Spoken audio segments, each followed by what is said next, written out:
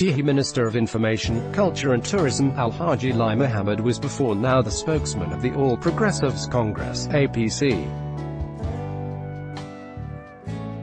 In this interview, he speaks on recent issues pertaining to affairs in the ruling party, the challenges before the administration among other things. Excerpts by Emmanuel Ezekan. What is your reaction to the gale of defections from the APC?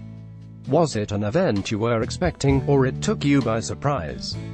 I don't think anybody who has been a close watcher or observer of this political landscape should be taken aback by the defections. I think that it even came so late, we shouldn't be surprised. A Yoruba adage says, if we build a house on spittle, the first fog will demolish it. The foundation for what you see today was laid the day the Senate President forced himself on the party as Senate President. That was the day the foundation for what you are witnessing today was laid, because traditionally it is the party's prerogative who becomes the presiding officers in the two houses. Here we were met with a fait accompli when Dr. Bukola Saraki, against the wishes of the party, did the unthinkable by aligning with the opposition and making them an offer they could not refuse. For that day, we knew we had two problems. A Senate President who imposed himself on the party, and to make it worse as insurance, he arranged for an opposition person to be Deputy Senate President, and that makes it impossible for us to remove him. If you remove me, you were going to have a PDP Senate President. I think from that day we had a problem. I think this is not a surprise at all. Of course, you could see the behavior of the National Assembly since then. We have a National Assembly in which we had a clear majority in both houses, but which treated the executive with contempt and who actually slowed down the work of government. In 2016, 2017 and 2018, our budgets were delayed. We can understand the 2015 budget because we came in the middle of the year. But 2016, 2017, the earliest we got our budgets was June. Key appointments, nominations, and confirmations for key organizations that could move the government forward, like the CBN, like the NDIC, were delayed. Really, it couldn't have been worse if the PDP had a majority in the National Assembly. But it is claimed that the party caused it by refusing to zone the positions. Also, remember that your party caused the same thing against the PDP when you imposed Aminu Tambuwal as Speaker against the desire of the party, and as such you should have expected what happened. It is not the same thing. In 2011, there were two aspirants from the PDP. Each of them knew that they needed the opposition to emerge. So the kind of horse trading that took place in 2011 is normal in any democracy, since the party did not succeed in getting one candidate. Now when they approached us, we looked at the offer and we believed that the other party didn't do as much. What we did in 2011 in helping him to come to power was a normal thing in democracy, because once you don't have an absolute majority, you would need the support of the other smaller parties.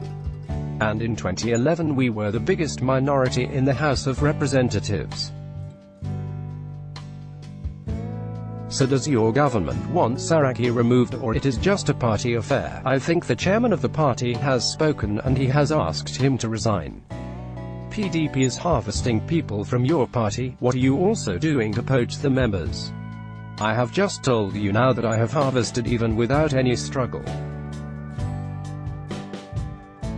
Still, on Kwara, some PDP members including the deputy chairman, a former deputy governor Joel Agundaji, former speaker Babatunde Mohammed, and even a former minister of national planning, welcomed Saraki and said they're ready to work with him. What do you make of that? What is the electoral value of those people? All politics is local. I watched them on television. Many of them looked so terrified.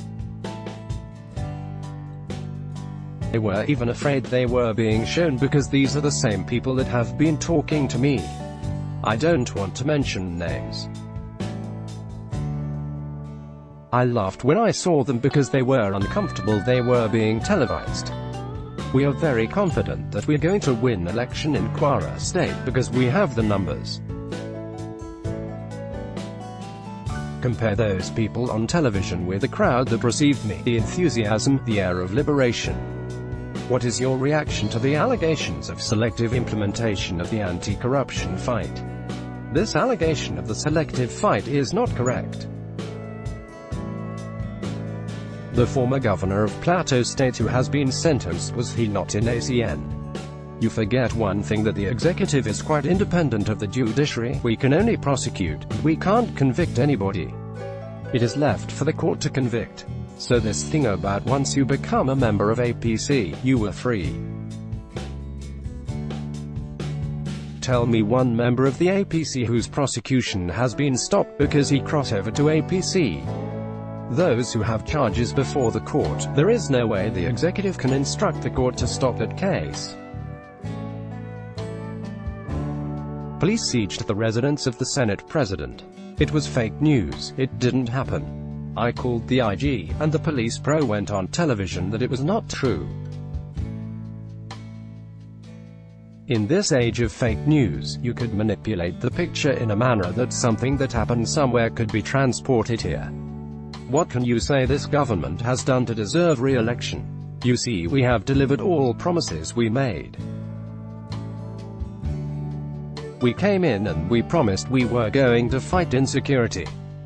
At that time, the major threat to the corporate existence of Nigeria was the Boko Haram insurgency, and despite what anybody says, we have decimated Boko Haram.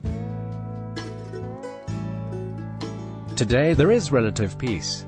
We have been able to recover all territories, and today no single inch of Nigerian territory is under the Boko Haram control. Yes, there have been suicide bombings. That is what terrorism is all about. Look at the regularity it used to occur, and now it is all about intelligence gathering. Yes, he would talk about herdsman-farmer clashes. Was it not something we inherited? The first farmers-herders clash was in 1947, even before Nigeria became independent, but over the years we have been able to manage it. What has aggravated the farmers-herders clash today is the government's position, its stand on fighting corruption. How? We found out that in Benue State in particular, that some people facing corruption charges are the ones that have armed militia. Is it not interesting that Turkula that was arrested is actually a government appointee? And since his arrest, these killings have gone down. The suspects are arrested for killing those priests were not Fulani herdsmen. They are militiamen from Benue State. Now we have politicians who are afraid that any re-election of Buhari, they would end up in jail, and they're now fueling this herdsman crisis, especially in Benue State.